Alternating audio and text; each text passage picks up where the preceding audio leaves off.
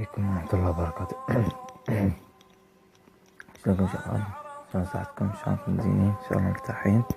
طبعا هذا اليوم حاب أهدي إلى شهداء الكرادة، يعني بالأخص اللي هم يعني شهداء الكرادة. طبعا هسه الأغلبية من عندكم راح يكتبوا بطريقة جوا ليش ما نزلت وانفجار صار هواية وما أعرف شنو. حبيبي كل واحد وظروفه، أوكي لو لا يعني عنده ظرف يعني يسمح لي ينزل، ما عنده يعني ما يقدر، أوكي. فهذا الشي يعني عايد على الظروف.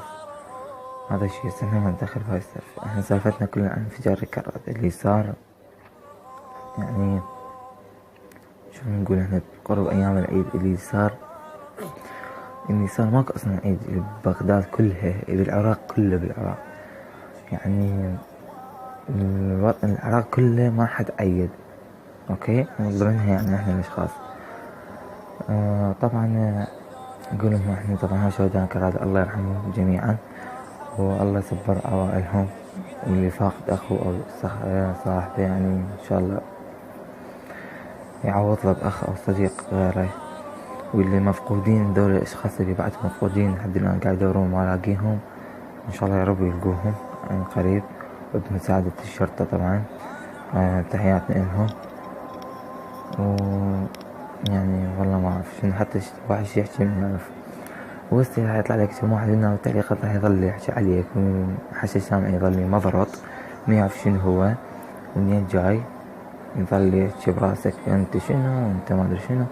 حبيبي اذا فيديو مالتي ما عجبك لا تطب لا تشوفه، اوكي، لان انت راح تسوي له مشاهده وانت راح تضوجني وراح تكتب تعليقك مو زين، بس انا بنفس اللحظه راح امسح التعليق، اوكي لو لا. فاخوي عزيز لا تسوي هاي السوالف، ترى انتم كبار يعني مو صغار. يعني انا طبعا تحياتي الى سيف على الولد الشاب، نزل فيديو عن انفجار مال كرادة وقال انا عندي صار ظرف وما اعرف شنو، يعني عادي كلها استلمتها مربعتين. يعني شنو انت وليش وهسه متأخر؟ حبيبي ترى هو مو متأخر او مو متأخر، هي شنو متأخر؟ بس انت اذا صارت بيك صدمة يعني وبتريد تنزل فد شي، شلون تنزله؟ قل لي يلا فهمني. اذا انت تنزله، اذا هالشي انت تقبله بروحك تعال واجهني وقل لي، اوكي.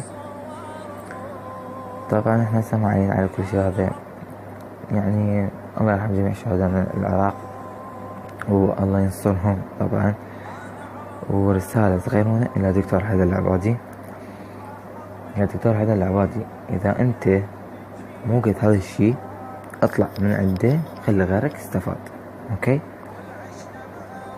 يعني أنت من دخلت لحد الآن راحت لنا شهداء أكثر مما كان المالك يعني موجود، فيعني إذا ما قدرت يعني رجعك أني إنه أنت تطلع حتى شنو، حتى غيرك يلقاها، حتى بارك الله يعني عثرة بدفرة وناخذها. تحياتي لكم، مع السلامة.